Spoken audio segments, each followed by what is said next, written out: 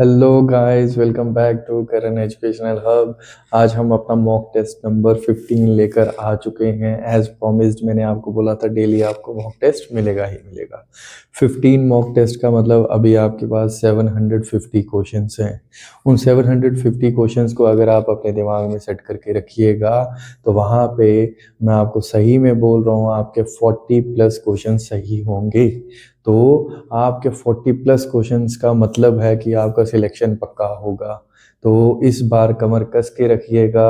आपके क्वेश्चंस जितने भी हैं वो सारे के सारे मैं यहाँ पर जो करवा रहा हूँ आपको वो ध्यान में रखने हैं। सेम लेवल का पेपर आता है, फिर से वही मैं चीज़ें बोलूँगा, आपको सेम लेवल का पेपर आएगा। बार बार मेरे से कमेंट में ये पूछा जाता है कि सर क्या इसी लेवल का पेपर आता है? हाँ जी, बिल्कुल इसी लेवल का पेपर आता है। 2 दिन के बाद आपका पेपर है, तो 2 दिन में इतना भी टेंशन नहीं लेना है कि आपको बिल्कुल ऐसे सोने ही ना हो। नींद बहुत ज़रूरी है, नींद लेनी है प्रॉपर। 2 दिन में आपने करना क्या है, जो भी आपने पढ़ा है उसको रिवाइज करते रहिएगा, मॉक टेस्ट को रिवाइज करते रहिएगा। अब कुछ नया पढ़ने के लिए जाएंगे तो नया आपको पढ़ने नहीं होगा। तो ज़्यादा से ज़्यादा मैं यही बोलूँगा कि मॉक टेस्ट को रिवाइज करते रहिए। एक बार अटेम्प्ट कीजिए, दूसरी बार अटेम्प्ट कीजिए, बार बार अटेम्प्ट करते रहिएगा। तो बार बार अटेम्प्ट करते रहिएगा। तो जितनी बार आप अटेम्प्ट करेंगे उतनी बार आपको पता चलेगा कि हाँ इस क्वेश्चन का ये आंसर था। तो वहाँ पर आपके लिए ये क्या रहेगा, प्लस पॉइंट रहेगा कि आप उस क्वेश्चन को पहचानते होंगे कि इसका ऑप्शन क्या होगा। तो इसलिए मैं आपको इसी चीज़ का बताना चाहता हूँ कि वहाँ पर आपके अगर 40 प्लस क्वेश्चंस हो रहे हैं तो जितने भी क्वेश्चंस बचते हैं, मैं कल भी उस चीज़ के लिए आपसे डिस्कस कर चुका हूँ, जितने भी क्वेश्चंस बचते हैं आप उसको अटेम्प्ट करिए। अगर आपके 40 से कम रहते हैं तो आप उसको अटेम्प्ट मत कीजिए, ठीक है। बिना किसी समय को गवाए आप उस क्वेश्चन को आराम से करते रहिए। आपके पास 2 घंटे हैं, 2 घंटे में आप उसमें आराम से सोच के अपने जहन से सोचना है, आराम से पेपर को करना है। मैथ्स के लिए भर भर के टाइम है। आप मैथ्स को निकालिए, मैंने आपको कितना प्रैक्टिस करवाया होगा मैथ्स, आप उसको प्रैक्टिस करते रहिए। जब वहाँ पे क्वेश्चन आएगा उसको आराम से निकालिए। आप बिल्कुल आराम से मैथ्स की कैलकुलेशन को करिए, मल्टीप्लाई कीजिए आराम से, बेसिक्स पे ध्यान दीजिए। जैसे मैंने आपको मल्टीप्लाई करना भी सिखाया है, मैंने आपको प्लस करना भी सिखाया है, माइनस करना भी सिखाया है, वो सारी चीज़ें वहाँ पे टेरिटोरियल आर्मी में इतना मुश्किल पेपर नहीं आएगा मैथ्स का। आपको यही प्लस माइनस डिवाइड आना चाहिए, उसी के बेसिस पर क्वेश्चंस होते हैं, वही क्वेश्चंस आपको आने चाहिए। जितने भी हम मैथ्स के क्वेश्चंस करेंगे इसी लेवल के क्वेश्चंस आएंगे। और मैं आपको कह रहा हूँ ऐसा ही क्वेश्चन आ सकता है, सेम टू सेम डिट्टो। क्या पता उसमें थोड़ी सी फिगर्स चेंज हो सकती हैं, बाकी कुछ नहीं चेंज हो सकता। ओके, तो बिल्कुल मन के साथ आज फिर से एक मॉक टेस्ट स्टार्ट करते हैं। हर एक क्वेश्चन को आराम से देखिएगा, बड़े प्यार से देखिएगा। मैं आपको फिर से बताता हूँ कि जितने भी मॉक टेस्ट हैं सबको अगर अच्छे से कर लोगे तो आप अच्छा स्कोर कर सकते हो। ये मैं आपको बिल्कुल सही तरीके में बोल रहा हूँ कि आप अच्छा स्कोर कर सकते हो, आपकी जॉब लग सकती है। ये 2 दिन जो है इतना पढ़ो कि आपका जॉब लग जाए। जितना पढ़ा हुआ है उसको रिवाइज करो। तो पूछा गया है the largest fresh water lake in India is, India में सबसे बड़ी फ्रेश वाटर लेक, ताज़े पानी वाली लेक कौन सी है? तो आपके ऑप्शंस है ए डल लेक, बी चिलिका लेक, सी वुलर लेक या डी लोकतक लेक। तो आप अपना ऑप्शन लगा चुके होंगे, इसका राइट आंसर है सी वुलर लेक, जो कि जम्मू कश्मीर में है। ये कहाँ पर है वुलर लेक? J&K में है।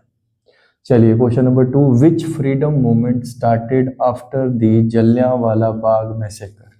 तो जलियांवाला बाग में जो मैसेकर हुआ था, जनरल डायर ने जो फायरिंग करवाई थी वहाँ पे जलियांवाला बाग में, जो 1919 में हुआ था। जलियांवाला बाग कब हुआ था? 1919 में हुआ था। तो 1919 में जो जलियांवाला बाग मैसेकर हुआ था उसके बाद कौन सा मूवमेंट चलाया गया था?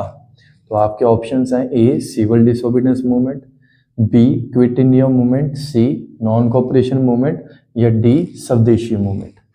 तो आप अपना ऑप्शन लगा चुके होंगे, इसका राइट आंसर है नॉन कॉपरेशन मूवमेंट। तो मैं आपको ईयर्स भी बता देता हूँ कि सिविल डिसोबीडियंस मूवमेंट जो था वो 1930 में शुरू हुआ था, 1930 में civil disobedience movement. Quit India movement शुरू हुआ था 1942 में, ठीक है। नॉन कॉपरेशन मूवमेंट जो शुरू हुआ था वो हुआ था 1920 में, 1920 में। और स्वदेशी मूवमेंट जो शुरू हुआ था वो हुआ था 1905 में, 1905 में। तो आप खुद यहाँ से देख सकते हो, जलियांवाला बाग मैसेकर 1919 में हुआ था, तो नॉन कॉपरेशन मूवमेंट उसके बाद हुआ था 1920 में।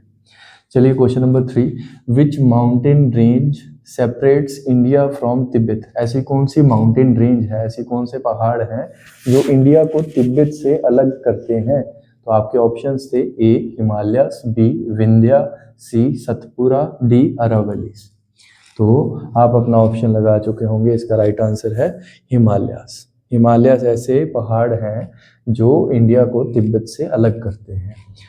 नेक्स्ट क्वेश्चन है, who invented the telephone? Telephone को किसने बनाया था, किसने इन्वेंट किया था टेलीफोन को? तो आपके ऑप्शंस है A Thomas Edison, B Graham Bell, C Nikola Tesla या डी जेम्स वॉट। तो आप अपना ऑप्शन लगा चुके होंगे, इसका राइट आंसर है ग्राहम बेल। इनका पूरा नाम था अलेक्जेंडर ग्राहम बेल। चलिए question number 5, which Indian port is the oldest operating port in India?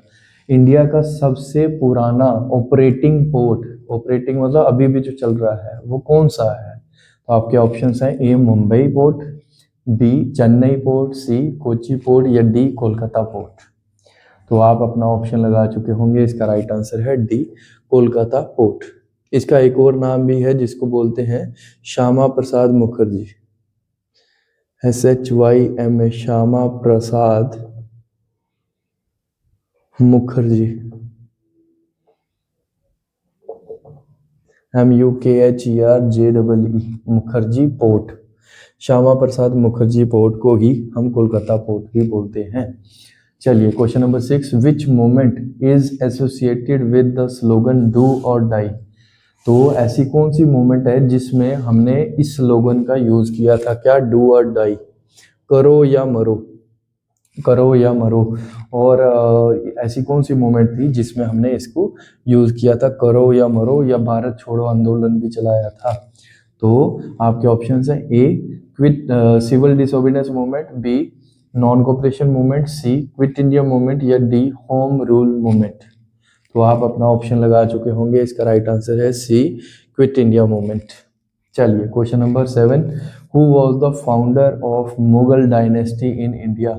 Mughal साम्राज्य की नींव किसने रखी थी इंडिया में, उसका फाउंडर कौन था? तो मुगल डायनेस्टी का फाउंडर कौन था इंडिया में? तो आपके ऑप्शंस हैं ए अकबर, बी हुमायूं, सी औरंगजेब या डी बाबर। तो आप अपना ऑप्शन लगा चुके होंगे, इसका राइट आंसर है डी बाबर। बाबर ने ही मुगल डायनेस्टी की नींव रखी थी इंडिया में 1526 में, 1526 में पानीपत की पहली लड़ाई जीतकर, जो बाबर और इब्राहिम लोदी के बीच में हुई थी 1526 में पानीपत की पहली लड़ाई। ये कौन सी हुई थी? पानीपत की पहली लड़ाई हुई थी कब? 1526 में, जिसमें कौन लड़ा था? बाबर और लड़ा था इब्राहिम लोदी, इब्राहिम लोदी के बीच में, IBRAHAM, इब्राहिम लोदी, इब्राहिम लोदी LODHI। इब्राहिम लोदी और बाबर के बीच में लड़ाई हुई थी, जिसमें जीता कौन था? बाबर जीता था पानीपत की पहली लड़ाई 1526 में, और उसी के बाद मुगल डायनेस्टी आ गई थी इंडिया में 1526 से। तो फाउंडर कौन हुआ? हमारा बाबर, ठीक है।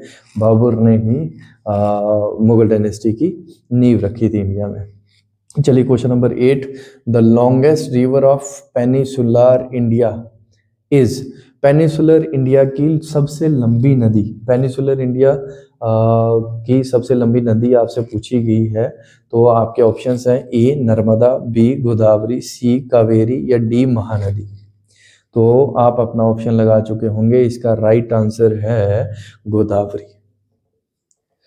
Okay, question number 9, which Indian wild life sanctuary is the home for Asiatic lines. Asiatic lines जो हैं उनका ओनली, आजकल तो ये सिर्फ ओनली रह गया, only home for Asiatic lines. कौन सी ऐसी वाइल्ड लाइफ सेंचुरी है जो इकलौता ऐसा घर है किसके लिए, एशियाटिक लाइन्स के लिए। तो आपके ऑप्शन है गिर नेशनल पार्क, या सारिस्का, या कान्हा, या फिर बांधवगढ़। तो आप अपना ऑप्शन लगा चुके होंगे, ये कौन सा वाइल्ड लाइफ सेंचुरी है, ये है हमारा गिर नेशनल पार्क।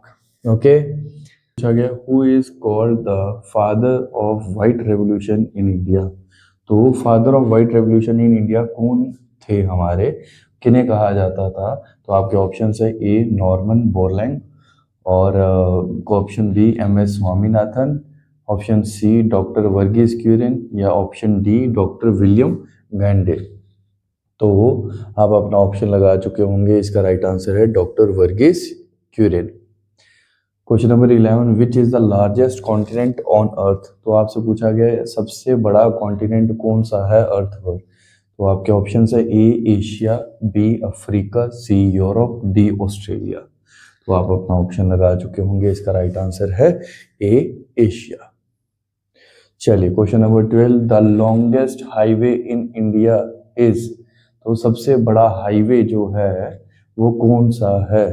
तो आपके ऑप्शंस हैं ए NH27, बी NH44, सी NH16, या डी NH48। तो आप अपना ऑप्शन लगा चुके होंगे, इसका राइट आंसर है NH44। Question number 13, the national war memorial is located in. तो हमारा नेशनल वॉर मेमोरियल इंडिया का कहाँ पे लोकेटेड है।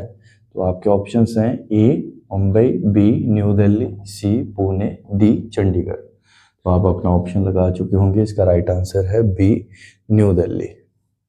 Question number 14, which Indian state has the largest forest cover. तो ऐसी कौन सी इंडियन स्टेट है जिसमें सबसे ज़्यादा फॉरेस्ट कवर है। तो वो आपके ऑप्शन है A Madhya Pradesh, B Arunachal Pradesh, C Chhattisgarh, D Orissa. तो आप अपना ऑप्शन लगा चुके होंगे, इसका राइट आंसर है A Madhya Pradesh. Question number 15, which organization publishes the world happiness report. तो ऐसी कौन सी ऑर्गेनाइजेशन है जो वर्ल्ड हैप्पीनेस रिपोर्ट बनाती है और पब्लिश करती है। तो आपके ऑप्शन है ए WHO, जिसको बोलते हैं world health organisation, B UNSDSN, United Nation sustainable development solutions network, और C IMF international monetary fund, या फिर डी वर्ल्ड बैंक।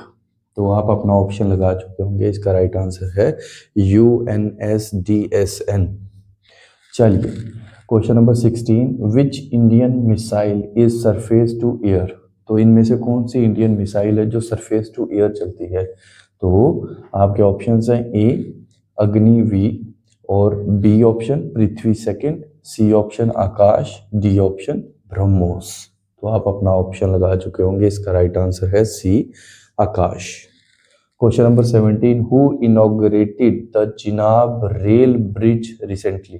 तो जो हमारा चिनाब रेल ब्रिज था सबसे बड़ा, तो उसको किसने इनॉग्रेट किया था। तो आपके ऑप्शंस हैं A prime minister Modi, B Rajnath Singh, C Amit Shah, या डी उमर अब्दुल्ला। तो आप अपना ऑप्शन लगा चुके होंगे, इसका राइट आंसर है ए प्राइम मिनिस्टर मोदी ने इसको इनॉग्रेट किया था। Question number 18, which country will host 2027 FIFA women's world cup. तो 2027 में फीफा वुमेन्स वर्ल्ड कप कौन सी कंट्री होस्ट करेगी। तो आपके ऑप्शंस थे A India, B Brazil, C USA, या डी फ्रांस। तो आप अपना ऑप्शन लगा चुके होंगे, इसका राइट आंसर था B Brazil. 19, who appoints the governor of a state. Governor of a state को कौन अपॉइंट करता है। तो आपके ऑप्शंस हैं A prime minister, B president, C chief minister, D chief justice of India. तो आप अपना ऑप्शन लगा चुके होंगे, इसका राइट आंसर है B president. Question 20, what is the minimum age to become an MLA in India. MLA बनने के लिए इंडिया में आपकी कम से कम उम्र कितनी होनी चाहिए? आपकी ऑप्शंस हैं A 21 years, B 25 years, C 30 years, D 35 years. तो आप अपना ऑप्शन लगा चुके होंगे, इसका राइट आंसर है B 25 years. Question 21, which vitamin deficiency causes night blindness? ऐसा कौन सा विटामिन है जिसकी कमी से आपको नाइट ब्लाइंडनेस होती है? ये रिपीटेड क्वेश्चन है आपका। तो आपके ऑप्शंस हैं A vitamin K, B vitamin E, C vitamin B या डी विटामिन ए। तो आप अपना ऑप्शन लगा चुके होंगे, इसका राइट आंसर है D option vitamin A. Maximum question यहाँ पे रिपीट भी होंगे, तो आज आप अपना इसको चेक करो कि कैसा कैसा आपका स्कोर रहता है। चलिए question number 22, the boiling point of water on the Celsius scale is. तो बॉइलिंग पॉइंट ऑफ वाटर क्या होता है सेल्सियस स्केल में? तो आपके ऑप्शन है A 90 degree Celsius, B 95 degree Celsius, C 100 degree Celsius या डी 110 डिग्री सेल्सियस। तो आप अपना ऑप्शन लगा चुके होंगे, इसका राइट आंसर है 100 degree Celsius. 23, the gas filled in electric bulbs is.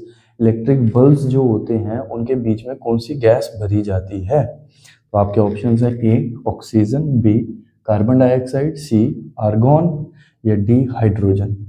तो आप अपना ऑप्शन लगा चुके होंगे, इसका राइट आंसर है C argon. Question 24, the SI unit of force is. SI unit क्या होता है फोर्स का? आपके ऑप्शंस हैं A watt, B pascal, C newton, D joule. तो आप अपना ऑप्शन लगा चुके होंगे, इसका राइट आंसर है C newton. Question 25, which organ produces insulin in the human body is. ऐसा कौन सा ऑर्गन है जो हमारी बॉडी में इंसुलिन बनाता है? तो आपके ऑप्शंस हैं ए लीवर, बी किडनी, सी पेनक्रियास, डी स्टमक। तो आप अपना ऑप्शन लगा चुके होंगे, इसका राइट आंसर है C pancreas. Question number 26, which metal is use to make aircraft bodies. ऐसा कौन सा मेटल है जिसको हम यूज करते हैं, जिसका हम इस्तेमाल करते हैं एयरक्राफ्ट की बॉडी को बनाने के लिए? तो आपके ऑप्शंस हैं ए आयरन, बी कॉपर, सी एल्यूमिनियम या डी जिंक। तो आपका राइट आंसर है सी एल्यूमिनियम, क्योंकि ये लाइट वेट होता है। इसके एलॉय का हम यूज करते हैं कि इसमें जंग भी जल्दी नहीं लगता है, जंग भी नहीं लगता है। Question number 27, which disease is cause due to the deficiency of iodine. तो आयोडीन की कमी से आपको कौन सी बीमारी होती है? तो आपके ऑप्शंस हैं A goitre, C scurvy, B scurvy, C anaemia या डी रिकेट्स। तो आप अपना ऑप्शन लगा चुके होंगे, इसका राइट आंसर है ए ग्वाइटर।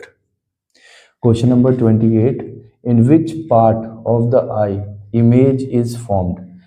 हमारी आंख का ऐसा कौन सा हिस्सा है जिसमें तस्वीर बनती है, इमेज बनती है? तो आपके ऑप्शंस हैं ए कॉर्निया, बी प्यूपिल, सी इरिस या डी रेटिना। तो आप अपना ऑप्शन लगा चुके होंगे, इसका राइट आंसर है D retina. Next question start करने से पहले मैं आपसे बात करना चाहता हूँ कि टीए के मॉक्स तो चल रहे हैं, कल टीए का आखिरी मॉक होगा। तो कल से मैं एक नया मॉक शुरू करने जा रहा हूँ, आपके लिए बड़ी चीज़ है एसएससी जीडी का मॉक। जितना प्यार आपने टेरिटोरियल आर्मी के मॉक्स के लिए दिया था, उससे भी ज़्यादा आप भर भर के प्यार दीजिए एसएससी जीडी के मॉक्स के लिए। जितना टीए के एग्ज़ाम के लिए मेरे को बच्चों ने कमेंट्स करते रहे, उसके लिए मैं मोटिवेट रहता रहा और आज हमने 15th मॉक लेकर आए। वैसे ही आप मेरे को जीडी के लिए उतना ही सपोर्ट करते रहिए, डेली आप वीडियोस देखते रहिए, आगे शेयर करते रहिए, तो मेरे लिए उतना ही मोटिवेशन बना रहेगा और मैं आपके लिए एसएससी जीडी के मॉक्स पूरा सॉल्व करवाऊंगा पेपर। कल आप पहला वीडियो देखिए, उसके बाद आप उसको प्यार देते रहिए। एसएससी जीडी की अलग से मैं प्लेलिस्ट बनाऊंगा, उसके मॉक्स अलग से बनाएंगे जब तक आपका पेपर होता। पेपर आपके स्टार्ट हो रहे हैं जो एसएससी जीडी के 23 फेब से स्टार्ट हो रहे हैं, तो उसके लिए भी आपने ऐसे ही सपोर्ट करना है जैसे आपने टेरिटोरियल आर्मी के लिए सपोर्ट किया। मैं आपको बता दूं कि आप अगर मेरे से ऑफ़लाइन पढ़ना चाहते हैं तो मैं ऑफ़लाइन भी पढ़ाता हूं। मेरा एड्रेस है MLA गली नौशहरा वार्ड नंबर 6 में। आप अगर मेरे से ऑफ़लाइन पढ़ना चाहते हैं तो आप मेरे से कांटेक्ट कर सकते हैं। मेरा फ़ोन नंबर है 9797960404। ये मैं कमेंट सेक्शन में भी डाल दूंगा, आप मेरे से कांटेक्ट कर सकते हैं और पहली 3 डेमो क्लासेस लेके आप इस चीज़ का फ़ायदा उठा सकते हैं मेरे से। अगर आप फिर से मैं बताना चाहता हूँ ऑफ़लाइन पढ़ना चाहते हैं तो मैं MLA गली नौशहरा वार्ड नंबर 6 में पढ़ाता हूँ। और मेरा अभी जो करंट बैच चल रहा है वो चल रहा है SSC GD और GKP कांस्टेबल का, तो आप आके उसका फ़ायदा उठा सकते हैं। 29 में पूछा गया which chemical is use to kill germs in drinking water. ऐसा कौन सा केमिकल है जिसको हम पीने वाले पानी में डालते हैं तो उससे जितने भी जर्म्स होते हैं वो मर जाते हैं, उनको मार देते हैं उस केमिकल से। तो आपके ऑप्शंस हैं A chlorine, B hydrogen, C nitrogen, D oxygen. तो आप अपना ऑप्शन लगा चुके होंगे, इसका राइट आंसर है A chlorine. Question number 30, sound can not travel through which of the following. तो साउंड जो होती है इन ऑप्शंस में से किस से ट्रेवल नहीं होती। मैं फिर से बताना चाहता हूँ, साउंड ऐसे कौन से मटेरियल से, मतलब इनमें से ऑप्शन में से कौन सा ऐसा मीडियम है जिससे वो ट्रेवल नहीं करती। तो आपके ऑप्शंस हैं A air, B water, C solid, D vacuum. तो आप अपना ऑप्शन लगा चुके होंगे, इसका राइट आंसर है D vacuum. Question number 31, the smallest unit of life is. Life का स्मॉलेस्ट यूनिट कौन सा है। तो आपके ऑप्शन है A atom, B molecule, C cell, D tissue. तो आप अपना ऑप्शन लगा चुके होंगे, इसका राइट आंसर है C cell. Question number 32, what is the SI unit of power. SI unit क्या है पावर का। तो आपके ऑप्शंस हैं A joule, B watt, C newton, D volt. तो आप अपना ऑप्शन लगा चुके होंगे, इसका राइट आंसर है B watt. Question number 33, the blood vessels that carry blood from the heart to various parts of the body are called. तो ऐसी ब्लड वेजल्स मतलब आप उन ब्लड वेसल्स का नाम बताइए जो खून को, ब्लड को हार्ट से, दिल से लेकर जाती हैं हमारे बाकी के शरीर के अंगों तक, हमारे बाकी के पार्ट्स ऑफ बॉडी तक। तो उनको हम क्या कहते हैं उन ब्लड वेजल्स को। आपके ऑप्शन है A arteries, B veins, C capillaries, D septum. तो आप अपना ऑप्शन लगा चुके होंगे, इसका राइट आंसर है A arteries. Question number 34, the conversion of solid directly into gas is called. जिसमें कोई एलिमेंट सॉलिड में है वो डायरेक्टली चेंज हो जाता है गैस में। जैसे बर्फ़ है, बर्फ़ डायरेक्टली धुआं हो जाए तो उस कन्वर्जन को हम क्या कहते हैं, उस प्रोसेस को हम क्या कहते हैं। तो उसकी एक एग्जांपल है कपूर होता है जिसको हम जलाते हैं तो वो डायरेक्टली पिघलता नहीं है, वो सीधे गैस में चेंज हो जाता है, सॉलिड से सीधा गैस में। उस प्रोसेस को हम क्या कहते हैं। आपके ऑप्शंस हैं A sublimation, B condensation, C evaporation, D boiling. तो आप अपना ऑप्शन लगा चुके होंगे, इसका राइट आंसर है A sublimation. Question number 35, the process by which green plants make their own food is. वो प्रोसेस जिसमें ग्रीन प्लांट्स जो हैं वो अपना खाना खुद बनाते हैं, उस प्रोसेस को क्या बोलते हैं। आपके ऑप्शंस हैं A oxidation, B respiration, C photosynthesis, D Symbiosis. तो आप अपना ऑप्शन लगा चुके होंगे, इसका राइट आंसर है C फोटोसिंथेसिस। चलिए मैथ्स का पहला क्वेश्चन आ जाता है। If the cost price is 500 rupees and the selling price is 450, the loss percent is. तो मैंने आपको पहले भी बताया हुआ है कि कॉस्ट प्राइस होता है जो प्राइस आपने किसी चीज़ को लाने के लिए लगाया। जैसे आप खुद जब भी कॉस्ट प्राइस और सेलिंग प्राइस के क्वेश्चंस आएंगे, आप खुद को दुकानदार समझो। आपने चीज़ कितने की लाई, 500 रुपये की। जितने की लाओगे चीज़ वो आ गया आपका कॉस्ट प्राइस। आपने बेची कितने की, वो आता है सेलिंग प्राइस। तो बेची आपने कितने, 450 की। देखो 500 की लाई, 450 की बेची, तो आपको नुकसान हुआ ना। देखिए आपको नुकसान हो गया। 500 की लाई, 450 की बेची, आपको तो 50 का नुकसान हो गया। 50 का नुकसान हुआ कितने पे? मेरे को हमेशा फ़ायदा या नुकसान अपनी जेब पे होता है। मैंने तो अपनी जेब से 500 खर्चे थे, 500 की लाई, 450 की बेची। जब 500 की लाओगे, 450 की बेचोगे, तो 50 का नुकसान किस पे होगा? 500 पे होगा। मल्टीप्लाई कितना? 100%, क्योंकि कोई भी चीज़ अपने आप में कितनी होती है? 100% होती है। यहाँ से 1 0 1 0 1 0 1 0, अब काट लिया। यहाँ से 5 1 का 5 5 1 का 5, जो 0 था वो साथ में, कितना आ गया? 10%। तो मेरे को नुकसान कितना होगा? 10% का। कौन सा option? A option. Compound interest on ₹500। मैंने आज फिर से कंपाउंड इंटरेस्ट का क्वेश्चन ले लिया है। कंपाउंड इंटरेस्ट निकालना है किस पे? 500 रुपये पे। कंपाउंड इंटरेस्ट किस पे लगता है? प्रिंसिपल पे। प्रिंसिपल दिया होगा कितना? 500 रुपये। कितने परसेंट पे? 20% पर एनम, मतलब साल का 20%। तो रेट मेरे को दिया हुआ कितना? 20%। फॉर 2 ईयर्स, मतलब टाइम दिया हुआ मेरे को कितना? 2 साल का। तो जब भी हमने कंपाउंड इंटरेस्ट निकालना है, ये चीज़ समझ लो, आपको रेट से ही निकालना है। बहुत ही आसान तरीका है। रेट को लिखो आप फ्रैक्शन वैल्यू में, वटे में लिखो, न्यूमरेटर अपॉन डिनोमिनेटर में। तो 20% को क्या मैं लिख सकता हूँ? 20% का नीचे आ गया 100। अब यहाँ से काटोगे तो 21 का 20, 25 का होता है 100, तो कितना है? 1/5। ये नीचे होता है प्रिंसिपल, यहाँ पे होता है इंटरेस्ट, ये प्लस करके लिख लो। तो प्रिंसिपल क्या होता है? जो पैसा आप उधार लेते हो या उधार देते हो। इंटरेस्ट होता है उस पर सूद। जैसे मैंने आज की डेट में आपको 100 रुपये दिए, मैं जब वापस लूँगा तो 100 थोड़ी लूँगा, मैं आपसे सूद भी लूँगा, जैसे 110 रुपये वापस लूँगा। जो 10 रुपये है, 10 रुपये मैं वापस ले रहा हूँ आपसे, वो क्या है? उस पर सूद है। तो मैं यहाँ से लिख सकता हूँ किसका रेशो? प्रिंसिपल और अमाउंट का रेशो। किसका रेशो? प्रिंसिपल और अमाउंट का रेशो। तो यहाँ से देखिए प्रिंसिपल कितना था? 5 पे 1 का सूद दिया, तो कितने? 5 पे 1 जोड़ के मैंने वापस दिया 6 रुपये। अब मेरे को कितने साल का निकालना है? 2 साल का निकालना है। तो इसको 2 बार लिखो, 5 और 6। बहुत बढ़िया।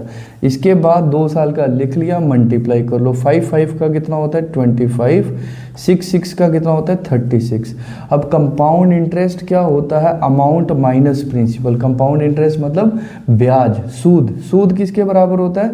जो आपने पैसे लिए थे उसमें जो आपने जोड़ के वापस दिए थे वो।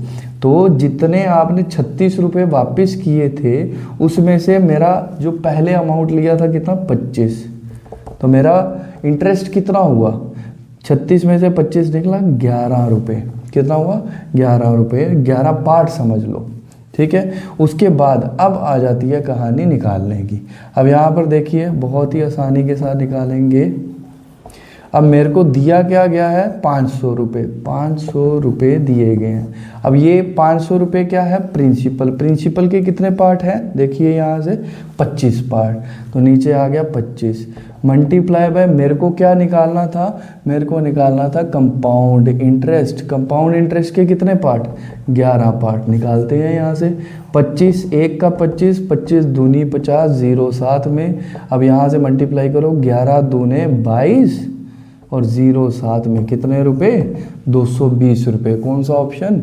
B option. नहीं समझ आया? फिर से देखो, परसेंट से आप निकालोगे रेट कितना? 20%। 20% का फ्रैक्शन वैल्यू लिखोगे तो 20/100, जो कट के आता है 1/5। अब नीचे होता है प्रिंसिपल, ऊपर होता है इंटरेस्ट। लिखो पर रेशो में किसको? प्रिंसिपल और अमाउंट को। ये आ गया असल, ये आ गया जिसमें आप सूद डाल के देते हो। तो असल कितना था? 5, उसमें सूद डाला 1 का, तो कितने दिए? 6। तो 5 और 6 का रेशो आ गया। अब 2 साल का है तो 2 बार लिखोगे, 5 6 लिखा, 5 6 फिर से लिख दिया। अब मल्टीप्लाई करोगे तो 5 5 का 25, 6 6 का 36। अब सूद क्या होता है? जितना आपने ब्याज के साथ दिया था उसमें से असल को माइनस कर लो। 36 माइनस 25, 11 आ गया। अब मेरे को दिया गया था 500, लिख दिया, और उसके साथ 500 क्या था प्रिंसिपल, उसके पार्ट डाल दिए नीचे 25। निकालना क्या था कंपाउंड इंटरेस्ट, उसके पार्ट कितने थे 11, वो डाल दिए मल्टीप्लाई में। जो निकालना वो मल्टीप्लाई पे जितने पार्ट का वैल्यू वो नीचे। अब काटा यहाँ से 25, 1 का 25, 2 का 50, यहाँ से 2 लिखा, 0 साथ में आ गया, तो 11 दूने 22, 0 साथ में आ गया। चलिए क्वेश्चन नंबर 38 पे आ जाते हैं। अगर नहीं समझ आया फिर से आप इसको रिवाइंड कीजिएगा, फिर से समझिएगा, आपको समझ आ जाएगा। बहुत ही आसान सा तरीका है, आप आराम से निकाल सकते हो। चलिए क्वेश्चन नंबर 38 पे। क्वेश्चन नंबर 38 हमें क्या कहता है? कहता है A can do a work in 12 days. A किसी काम को 12 दिन में करता है। ये मैंने लिख दिया। यहाँ पे ऊपर से मैं क्या लिख रहा हूँ? डेज लिख रहा हूँ यहाँ पर। वाइल का मतलब होता है जबकि। B can do it in 36 days. जबकि बी उसी काम को कितने देर में करता है? 36 दिन में करता है। फाइंड का मतलब निकालो। इन हाउ मेनी डेज, कितने दिनों में। The work will be completed, काम पूरा खत्म होगा। इफ का मतलब अगर। दे वर्क टूगेदर, अगर वो इकट्ठे काम करते हैं। टूगेदर का मतलब होता है इकट्ठे। तो आपसे बोला गया ए किसी काम को 12 दिन में करता है, बी उसी काम को 36 दिन में करता है, तो निकालो कितने दिन में काम पूरा होगा। अगर ए और बी मिल जाएं तो कितने दिनों में काम पूरा होगा, ये पूछा गया है। अगर मिलके काम करें तो यहाँ से मैंने डेज लिख दिए। अब मेरे को निकालना है टोटल वर्क की टोटल काम क्या है। काम जो भी कर रहा है वो निकालते हैं कि कितना काम था। दोनों का एलसीएम ले लो, आपको पता चल जाएगा क्या काम था, कितना काम था। तो 12 और 36 का एलसीएम लोगे तो सबसे आसान तरीका है 12 और 36 में से बड़ा कौन? 36। अब 36 12 के टेबल में आता है, बिल्कुल आता है, तो 36 इनका एलसीएम आ गया बिल्कुल आसानी से। अगर इसके टेबल में नहीं आता तो फिर हम बड़े नंबर का टेबल आगे चलाते, 36 दूने 72, फिर 72 को चेक करते कि 12 के टेबल में आता है, फिर वो भी नहीं आता तो फिर 3 का करते, फिर आगे 4 का भी करते, जहाँ तक इसका टेबल आ जाता वहाँ तक करते। जब आ जाता है वहीं तक रुक जाना है। जैसे 36 12 के टेबल में आता, मैं यहीं पे रुक गया, तो मेरे को पता चल गया कि टोटल काम कितना है 36। मान लो कि 36 चेयर्स बनानी है, ये मान लो। अब यहाँ पे मैंने लिख दिया टोटल वर्क, मेरे को पता चल गया। अब यहाँ पर मैं लिखूंगा एफिशिएंसी। एफिशिएंसी होती है काम करने की क्षमता। तो किसी की क्षमता होती है वो एक दिन में 10 कुर्सियाँ बना सकता है, किसी की क्षमता होती है एक दिन में 50 कुर्सियाँ बना सकता है। सब अपनी अपनी क्षमता का काम करते हैं। तो यहाँ पे बड़े आसानी से एफिशिएंसी भी लिखेंगे। तो यहाँ पर देखो 12 कितने का 36 होता है? 12 3 का 36 होता है। तो मान लो कि ए एक दिन में कितनी 3 कुर्सियाँ बनाता है, तो यहाँ से 36 कितने का 36 होता है? 1 का 36 होता है। तो मान लो कि बी जो है वो एक दिन में कितनी 1 कुर्सी बनाता है। अब दोनों मिल जाएं तो कितनी कुर्सियाँ बनेंगी? 3 और 1 4 कुर्सियाँ बनेंगी एक दिन में। तो मेरे को निकालना था ए और बी मिल जाएं तो कितने दिनों में काम खत्म होगा। कितने दिन में काम खत्म होगा? देखो 36 कुर्सियाँ बनानी है, दोनों मिलके एक दिन में 4 कुर्सियाँ बनाते हैं, तो कितने दिनों में? वो किसके बराबर होता है? टोटल वर्क अपॉन एफिशिएंसी किसकी? दोनों की मिल के। तो टोटल वर्क कितना था? 36 कुर्सियाँ बनानी थी, दोनों मिलके एक दिन में कितनी बनाते हैं? 4 बटे आ गया 4। 4 1 का 4, 4 9 का 36, मेरे पास आ गया 9 डेज। बहुत आसानी से 9 डेज आपका आंसर। कौन सा ऑप्शन? B option. नहीं समझ आया फिर से रिवाइंड कीजिएगा, बहुत आसान सा तरीका है। दूसरी बार में रिवाइंड करके देखोगे आपको पूरा समझ आ जाएगा कि मैं क्या कहना चाहता हूँ। और बीच में फिर से एक बार सुन लीजिएगा कि मैं ऑफलाइन भी पढ़ाता हूँ। जिसने मेरे से ऑफलाइन समझना है, ऑफलाइन पढ़ना है मेरे से बैच, तो अभी मेरा बैच चल रहा है जेकेपी कांस्टेबल और एसएससी जीडी, तो वो मेरे से जुड़ सकता है। मैं पढ़ाता हूँ एमएलए गली नौशहरा, डिस्ट्रिक्ट राजौरी, एमएलए गली वार्ड नंबर 6 में, ठीक है, नौशहरा। चलिए क्वेश्चन नंबर 39 पे आते हैं। Solve 36 minus 18 divided by 2 plus 4। तो लिखा 36 का 36, माइनस का माइनस, 18 का 18, डिवाइड का डिवाइड, 2 प्लस 4। ये निकालने से पहले साइड पे आप लिख लिया करो बॉड मास। मैं बार बार बोलूँगा साइड पे लिखा करो बॉड मास। बी से होता है ब्रैकेट, ओ से होता है ऑफ, डी से होता है डिवीजन मतलब डिवाइड, एम से मल्टीप्लिकेशन, ए से एडिशन, एस से सब्ट्रैक्शन।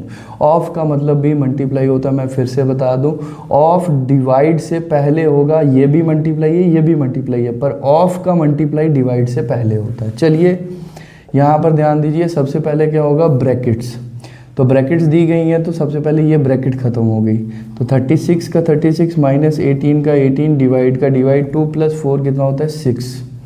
अब उसके बाद ऑफ तो नहीं है, उसके बाद क्या है डिवाइड, डिवाइड करेंगे तो 36 का 36 माइनस 18 का 18 डिवाइड के अगली टर्म जो होती है वो नीचे आ जाती है। आप यहाँ से ये काट देते हो, यहीं पे आपसे गलती हो जाती है, ये नहीं करना है। अगर बीच में मल्टीप्लाई लिखा हो तब आप काट सकते हो, अगर प्लस माइनस लिखा है आपने नहीं काटना है।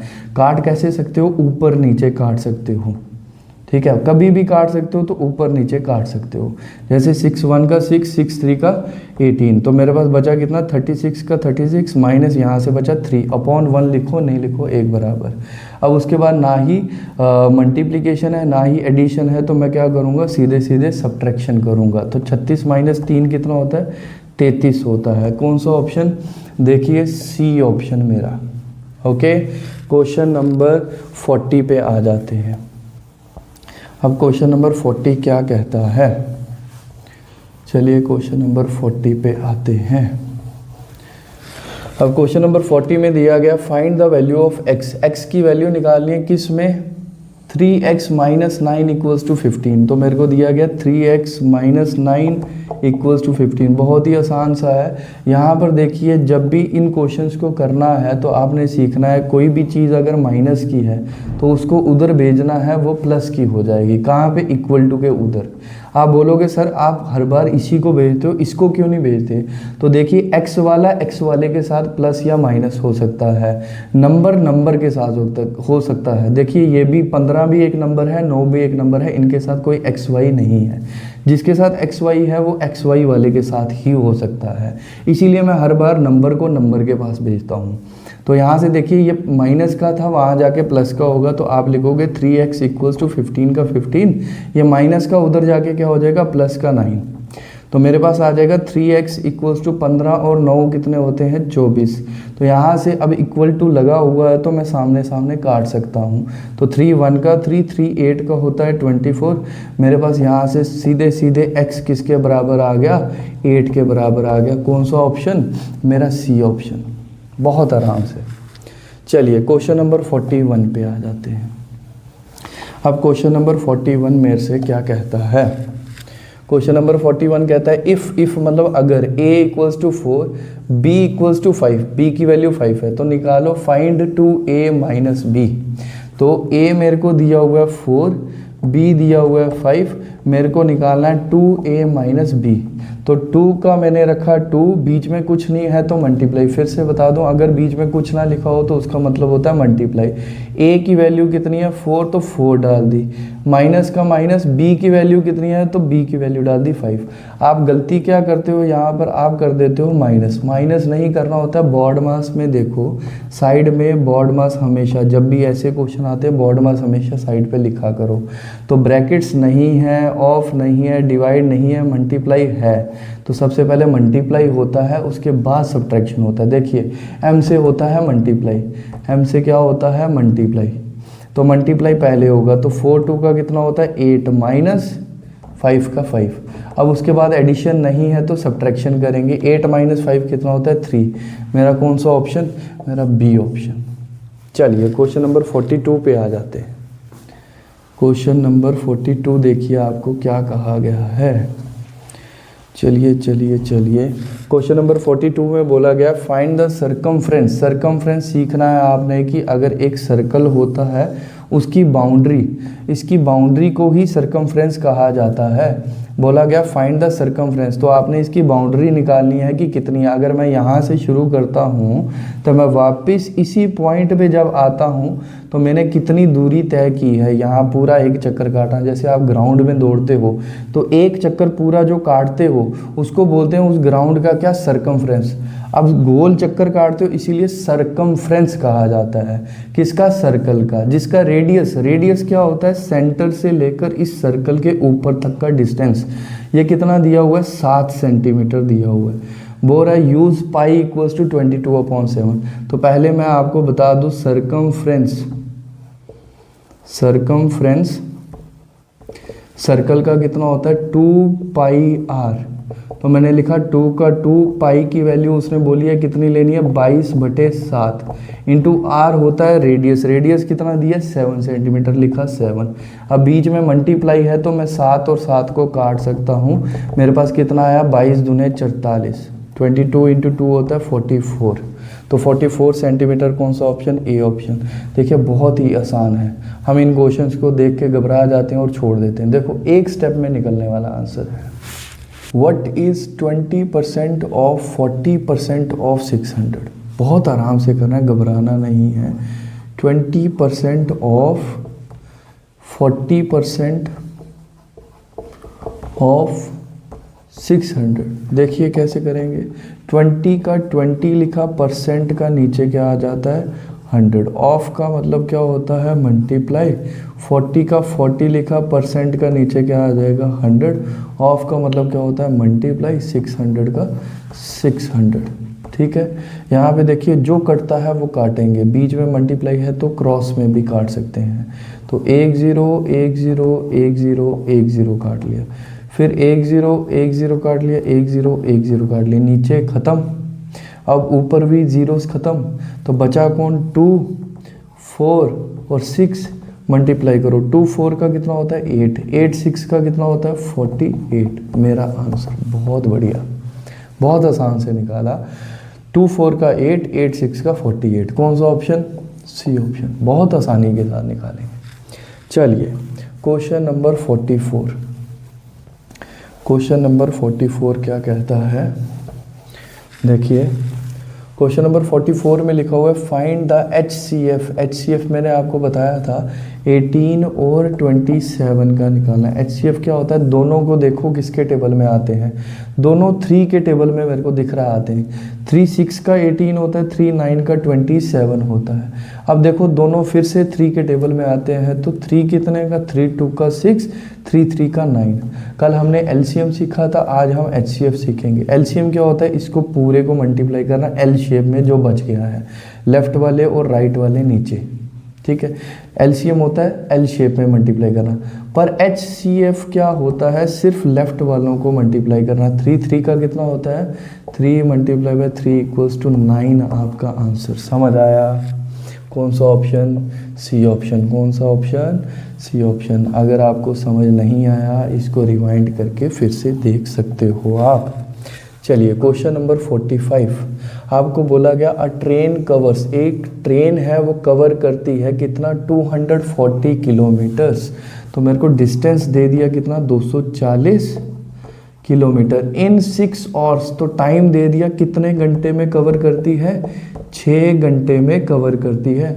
Find its speed. तो मैं आपको बता दूं स्पीड जो होती है वो किसके बराबर होती है? डिस्टेंस अपॉन टाइम के। डिस्टेंस कितना दिया हुआ है? 240 अपॉन में टाइम कितना दिया हुआ है? 6 घंटे। तो आराम से निकालेंगे। 6 1 का 6, 6 4 का 24, 0 7 में कितने? तो कितना आया? 40 किलोमीटर पर आवर। मेरा कौन सा ऑप्शन? मेरा बी ऑप्शन। चलिए क्वेश्चन नंबर 46 की तरफ चलते हैं। तो क्वेश्चन नंबर 46 मुझे क्या कहा गया है? क्वेश्चन नंबर 46 में बोला गया है 3/20 कन्वर्ट 3/20 इंटू फ्रैक्शन। 3/20 को मेरे को फ्रैक्शन में कन्वर्ट, सॉरी इसको परसेंटेज लिखना चाहिए था, ये होना है परसेंटेज। सॉरी इस चीज़ के लिए, क्योंकि ऑप्शन में परसेंट है तो यहाँ पे परसेंट में चेंज करना है, क्योंकि ये पहले से फ्रैक्शन में है। तो 3/20 को परसेंटेज में चेंज करेंगे तो कैसे? मैंने बताया था फ्रैक्शन को कभी भी आपने परसेंट में चेंज करना है तो कोई भी चीज़ अपने आप में कितने होती है? 100% होती है। तो मल्टीप्लाई बाय 100%।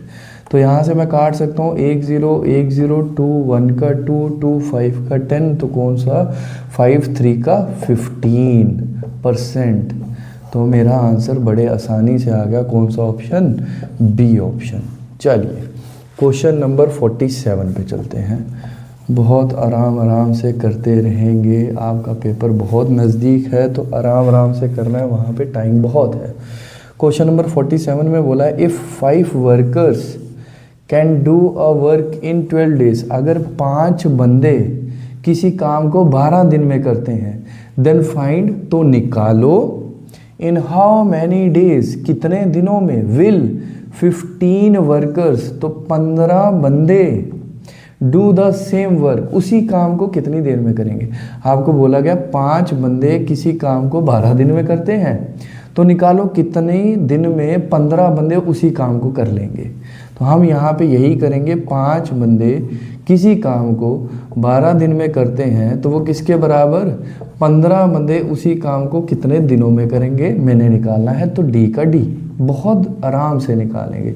कौन सा मैंने फॉर्मूला लगाया, man into day equals to man into days, ये M1 D1 equals to M2 D2 का फॉर्मूला, बस ये वाला फॉर्मूला लगाया, और कुछ भी नहीं है। आराम से निकालो, man into days equals to man into days. चलिए जो कटता है वो काटते हैं, 5 1 का 5, 5 3 का 15, 3 1 का 3, 3 4 का 12। यहाँ से बचा क्या, डी, यहाँ से बचा क्या, 4, तो मेरे पास डेज कितने आ गए, 4 डेज। कौन सा ऑप्शन मेरा, सी ऑप्शन। चलिए क्वेश्चन नंबर 48 पर चलते हैं। क्वेश्चन नंबर 48 मेरे से क्या कहता है, क्वेश्चन नंबर 48 कहता है the sum of all angles of a triangle is, ये तो याद रखना है आपने कि ट्राइंगल जो होता है वो क्या होता है, 3 साइडेड फिगर। कोई भी 3 साइडेड क्लोज फिगर को हम क्या बोलते हैं, ट्राइंगल बोलते हैं। क्या बोलते हैं, ट्राइंगल बोलते हैं। इसके बारे में थोड़ा मैं बता देता हूँ। इसमें ये 3 एंगल्स होते हैं, दो साइड्स के बीच में ये जो कॉर्नर होता है इसको बोलते हैं, ये एंगल आ जाता है। ये जो कॉर्नर होता है इसको बोलते हैं वर्टेक्स। इसको क्या बोलते हैं, वर्टेक्स। एक कोना, वर्टेक्स होता है कोना, ये दूसरा कोना, ये तीसरा कोना। अब कोनों के बीच में ये एंगल बनता है। तो एक ट्राइंगल के कितने एंगल होते हैं, 3 एंगल होते हैं। तो उसने वही बोला है, सम का मतलब प्लस करना। तो सभी एंगल्स को अगर प्लस कर दो, ट्राइंगल के सभी एंगल्स को प्लस कर दो, तो किसके बराबर होता है, ये याद रखो, 180 डिग्री के बराबर। The ratio of 2 numbers is 7:2। फिर से रेशियो का क्वेश्चन मैं बड़े आसानी से आपको बताता भी हूँ, इसको कैसे करना है। 2 नंबर्स हैं, मान लो A और B, उनका रेशियो दिया हुआ है 7:2 एंड देयर सम, सम का मतलब होता है प्लस करना। उनका सम बताया हुआ है 54। तो 54 जो दिया हुआ है क्या है, इन दोनों का सम, मतलब दोनों को प्लस करके 7 और 2 कितने हो गए, 9। मेरे को निकालना गया फाइंड द स्मॉलर नंबर। छोटा क्या है, 7 छोटा, 2 छोटा, 2 छोटा, 2 के साथ मल्टीप्लाई, 9 1 का 9, 9 6 का 54, 6 दूनी 12, तो 12 मेरा आंसर। कौन सा option, B option.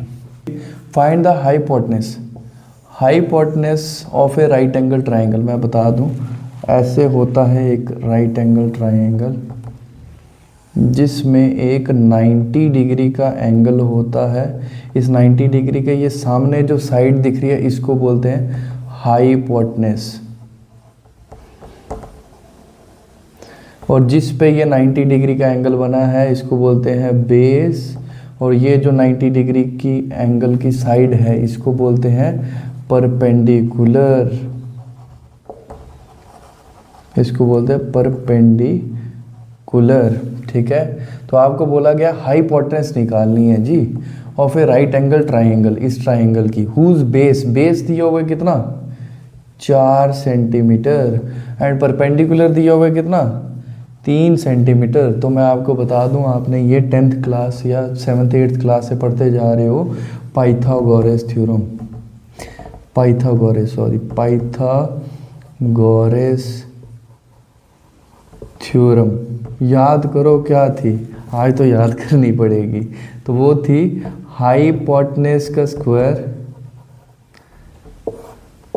Equals to base का स्क्वायर प्लस परपेंडिकुलर का स्क्वायर। तो हाइपोटेनस का स्क्वायर मतलब मेरे को ये जो हाइपोटेनस निकालनी है, एच का स्क्वायर इक्वल्स टू बेस मेरे को दिया हुआ है कितना 4, तो 4 का स्क्वायर प्लस परपेंडिकुलर दिया हुआ है 3, तो 3 का स्क्वायर। तो यहाँ से मैं लिखूँगा हाइपोटेनस का स्क्वायर इक्वल्स टू 4 का स्क्वायर मतलब 4 को 2 बार मल्टीप्लाई करो, प्लस 3 का स्क्वायर मतलब 3 को 2 बार मल्टीप्लाई करो। यहाँ से h का स्क्वायर मेरे को किसके पास ले गया, 4 4 का होता है 16 प्लस 3 3 का 9, तो 16 प्लस 9 कितना होता है 25। तो यहाँ से मैं h लिख सकता हूँ किसके बराबर, ये 25 है। स्क्वायर इधर जाके याद रखो क्या बन जाता है, अंडर रूट। क्या बन जाता है, अंडर रूट।